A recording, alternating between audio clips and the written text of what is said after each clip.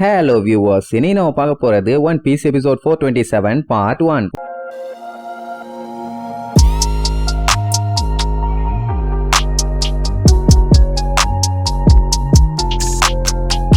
Open பண்ணா நமியா போன பாட்டுல தனியா வர சொல்லியிருந்தாங்கல்ல, அவளும் அவ ஸ்கூட்டர் எடுத்துக்கிட்டு சும்மா சல்லுன்னு அந்த ஐலாண்டுக்கு போவா. அந்த இடம் ஃபுல்லா பாறைங்களா இருக்கிறதுனால ஓவர் ஸ்பீட்ல போனா ஆபத்து தான். அதனாலேயே கொஞ்சம் பொறுமையா போயிட்டு இருப்பா. அந்த டைம் அங்க இருந்து ஏகப்பட்ட சவுண்ட் நமி நமி நமின்னு யாரான்னு பார்த்தா ஒரு 4 பசங்க நமியை இந்த பக்கம் வாங்கன்னு சொல்லி கூப்பிட்டு இருப்பானுங்க. இது என்ன ஆச்சரியமா இருக்குது, ஏதோ 10 வருஷமா பழகின மாதிரியே கூப்பிடுறானுங்க. சார் ரைட் போய் நின்ன உடனே அவனுக்கு நான் சந்தோஷம் தாங்க முடியல. இது நமி தான், நம்ம பார்த்துட்டோம், நம்ம கண்ணு முன்னாடி இருக்கிறது நிஜமான நமின்னு சொல்லி ஆனந்த கண்ணீர்லாம் வந்துடும். நமிக்கு இவனுங்க பயங்கரமான ஃபேன்ஸ் போல. யாரா நீங்க என்னன்னு கேட்டா நமி ஃபேன் கிளப்போட அன்அபிஷியல் மெம்பர்ஸ் மானுங்க. அந்த குரூப் பேரு ஒரே நமி குரூப். அது என்னடா ஒரே நமி குரூப்னு கேட்டா அவனுங்க மண்டையில நமிய பிடிக்கும்னு சொல்லி லவ்னு எழுதி இருப்பானுங்க, சட்டையில நமின்னு போட்டிருப்பானுங்க. இப்படி லூச்சு தனவா பண்ண உடனே நம்ம நமிக்கு கண்டாயி மண்டையெல்லாம் வீங்க வச்சிருவா. சரி ரைட்டு, இவனு லூசு பாலுகன்னு புரிஞ்சு போச்சு. அதனால ஸ்கூட்டரை ஒரு ஓரமா கட்டி வச்சுட்டு ஒழுங்கா லூஃபி கிட்ட கூட்டு போங்கடா வெண்ணைகளாம்பா. சரி ஓகேன்ட்டு அப்படியே பொறுமையா கூட்டு போவானுங்க. இங்க நம்ம லூஃபியோட தான் செம காமெடி. பையன் அந்த விண்டு மில் இருக்குல்ல, அது மேல ஏறி உட்காந்துட்டு அப்படியே சுத்திட்டு இருப்பான்.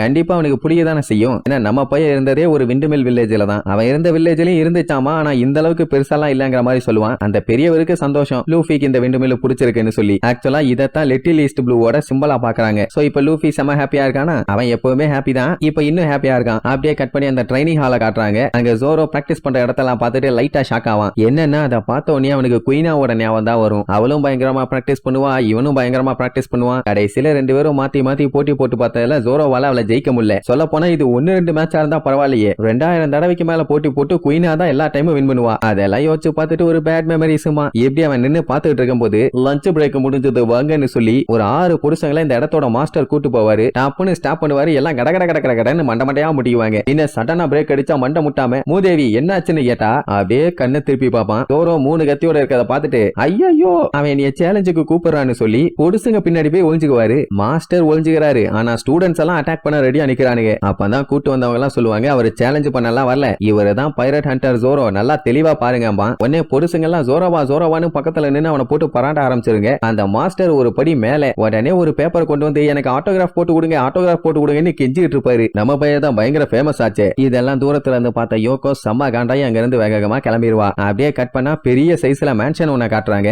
அதை பார்த்தோன்னே உசோப்பு பயங்கரமா ஷாக் ஆயிருவான். என்னன்னா அதை பார்க்கும்போது அப்படியே கையாவோட மேன்ஷன் மாதிரியே இருக்குது. சொல்ல போனா அவனுக்கு பழைய மெமரிஸ் எல்லாம் வந்துருச்சு. எப்பவுமே அவனுக்காண்டி விண்டோ கிட்ட வெயிட் பண்ணுவா. நம்மளால ஒரு கிளையில போய் உட்கார்ந்துட்டு அவகிட்ட கதை கதையா சொல்லுவானே, நான் இந்த அட்வென்ச்சர் போனேன் அந்த அட்வென்ச்சர் போனேன்னு. அவளுக்கு பொய்ன்னு தெரியும், பட் இருந்தாலும் அவன் சொல்றது கேட்க நல்லா இருக்கும்னு சொல்லி விடாம கேட்டுட்டு இருப்பான். அப்படின்னா நம்ம பையன் அவளுக்கு ஒரு டைம் பாஸ். அதுலயும் ஒரு கோல்டு ஃபிஷ் காமெடி சொல்லுவானே, அதான் இருக்கலையே கொடூரம். 5 வயசு இருக்கும் போதே தலைவர் பைரட்டா சாகசத்துக்கு போயிட்டாரு. அப்படி போனப்போ ஒரு பெரிய ஐலாண்ட பார்த்தானாமா. அந்த ஐலாண்ட அப்படியே எடுத்து பார்த்தா ஒரே பிசு பிசுன்னு இருக்கு, நக்கி பார்த்தா ஒரே புளிப்பு. கடைசியில என்னன்னு பார்த்தா அது அந்த கோல்டு ஃபிஷோட சாணி. எப்படி சரி ஓகே, இப்ப அவ எப்படி இருக்காலோ தெரியலன்னு சொல்லிட்டு அந்த பில்டிங்க்கு அந்த பக்கமா போய் பார்த்தா ஃப்ரண்ட்ல மட்டும் தான் இந்த மாதிரி இருக்குது, பின்னாடி ஒண்ணுமே இல்ல.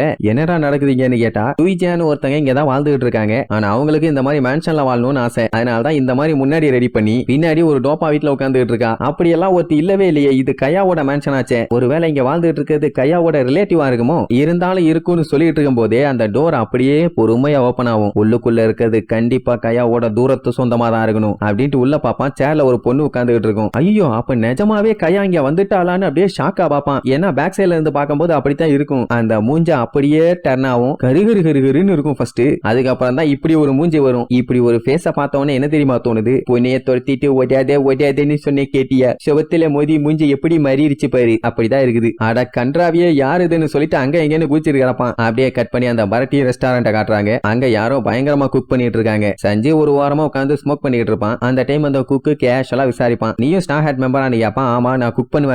எங்க குக்கிங் கத்துக்கிட்டேன்னு கேட்டா ஈஸ்ட் ப்ளூல இருக்க ஒரு ரெஸ்டாரண்ட்லமா. அப்பவே தெரிஞ்சு போச்சு அது பரட்டி தானே.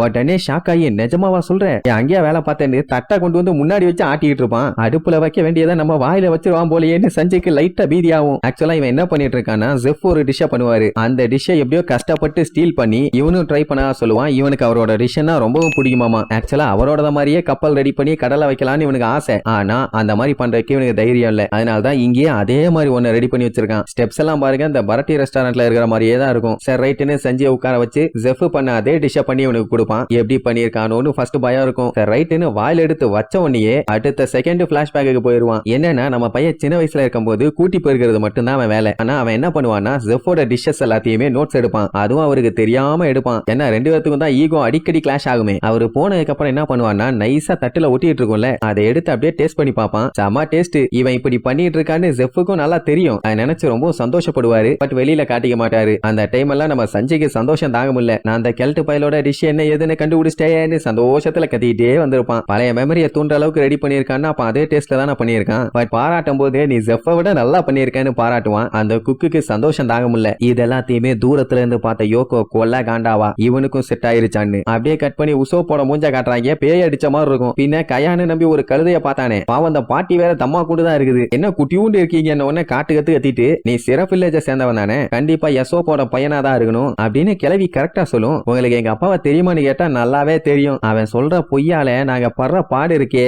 அவன் வாயில கொல்லிக்கட்டையே தான் வச்சு இருக்கணும்பா. உசோப்புக்கு இப்ப அதெல்லாம் மேட்டர் இல்ல. இந்த மேன்ஷன்ல நிஜமாவே நீங்க தான் வாழ்ந்துட்டு இருந்தீங்களாங்கிற மாதிரி டவுட்டா கேட்பானா. உடனே கிளவி அவனை அமைக்கி பிடிச்சு நீ சிறப்பு வில்லேஜ சேர்ந்தவன் எனக்கு நல்லா தெரியுது. அங்க இருந்த மேன்ஷன் சிம்பிள் ஆஃப் வில்லேஜ் மட்டும் இல்ல அங்க வாழ்ந்துட்டு இருக்க மக்கள் எல்லாத்துக்குமே அந்த மேன்ஷன்ல வாழணுங்கிறது கனவுடா என் கொய்யால. அதனால தான்டா நான் இப்படி ஒன்னு ரெடி பண்ணேன். சின்ன வயசுல இருந்தே இந்த மேன்ஷன்ல வாழணும்னு எனக்கு ரொம்ப நாள் ஆசை. கடைசியில என் ஆசை கனவு எல்லாமே இந்த ஐலாண்ட்ல வந்து தான் நிறைவேறுச்சு அப்படி இப்படின்னு சந்தோஷமா கிளவி சொல்லும். அப்பவே தெரிஞ்சு போச்சு இந்த கிளவி கையாவோட ரிலேட்டிவும் இல்ல கையாவுக்கும் இதுக்கும் எந்த ஒரு சம்பந்தமும் இல்லன்னு. உடனே அந்த கிளவி அவன் கழுத்தை பிடிச்சு நெசுக்கி நல்லா கேட்டுக்க நான் இந்த இடத்தோட கிராங்கி பிரின்சஸ் அதை அப்படியே மெயின்டைன் பண்ணு. யாருகிட்டயாச்சும் சொன்னேன்னு வையி கண்டம் துண்டமா வெட்டி களைச்சு போட்டுருவேன். அதுக்கப்புறம் குப்பை வண்டி தான் வந்து அள்ளிட்டு போகும் பரவாயில்லையான்னு கேட்கும். ஓகே ஓகேன்னு சொல்லுவான். ஏன்னா கழுத்தை போட்டு கிளவி கண்ட மணிக்கு நெசுக்கிட்டு இருக்குது. இது தூரத்துல இருந்து பார்த்த அந்த குட்டி பொண்ணு என்ன கிளவி கூட அவன் நல்லா பாண்ட் ஆயிட்டான் கட்டுப்பா இருக்குதேன்ட்டு போவா. அதே நேரம் இங்க நமிய கூப்பிட்டு வருவாங்களா அந்த இடத்த பார்த்தாலே படுபயங்கரமா இருக்கு. இந்த கேவ்ல ஏகப்பட்ட பாதை பிரிஞ்சு பிரிஞ்சு போகும். ஒவ்வொரு ரூட்ல போகும்போதும் இந்த ஐலாண்டோட வேற வேற இடத்துல கனெக்ட் ஆயிருக்கும்.